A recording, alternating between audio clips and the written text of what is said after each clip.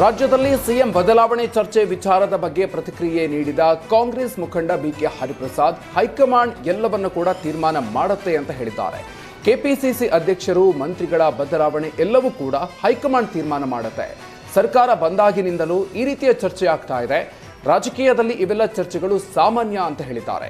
ನನ್ನ ವಿಚಾರದಲ್ಲಿ ಯಾವ ಶ್ರೀಗಳು ಕೂಡ ಮಾತಾಡಬಾರ್ದು, ಅದರಲ್ಲೂ ರಾಜಕೀಯವಂತೂ ಸ್ವಾಮೀಜಿಗಳು ಮಾತಾಡಬಾರ್ದು ಅಂತ ಹೇಳಿದ್ದಾರೆ.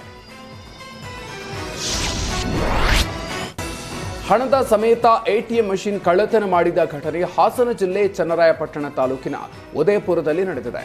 ರಾಷ್ಟ್ರೀಯ ಹೆದ್ದಾರಿ 75 ಬೆಂಗಳೂರು-ಮಂಗಳೂರು ರಸ್ತೆಯ ಪಕ್ಕದಲ್ಲೇ ಇರುವ ಇಂಡಿಯನ್ ಬ್ಯಾಂಕ್ನ ಎಟಿಎಂ ಮಷಿನ್ ಕಳ್ಳತನ ಆಗಿದೆ. ಸ್ಥಳಕ್ಕೆ ಪೊಲೀಸರು, ಶ್ವಾನದಳ, ಬೆರಳಚ್ಚು ತಜ್ಞರು ಭೇಟಿ ನೀಡಿ ಪರಿಶೀಲನೆಯನ್ನು ನಡೆಸಿದ್ದಾರೆ.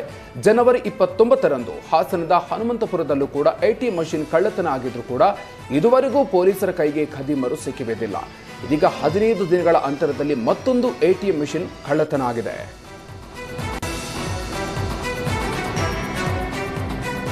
ಇಂಗ್ಲಿಷ್ ಭಾಷೆಯ ಬೃಹತ್ ಜಾಹೀರಾತು ಪೋಸ್ಟರ್ ಹರಿದು ಹೋರಾಟಗಾರ್ತಿ ಸಂಗೀತ ಕಾಂಬಳೆ ಆಕ್ರೋಶವನ್ನು ವ್ಯಕ್ತಪಡಿಸಿದ್ದಾರೆ.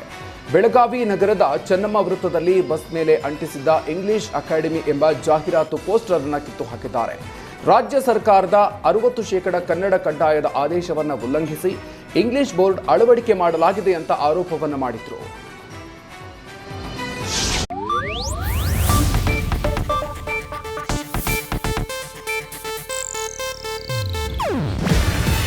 ಇದು ಏಷ್ಯಾನೆಟ್ ನ್ಯೂಸ್ ನೆಟ್ವರ್ಕ್ ಪ್ರಸ್ತುತಿ.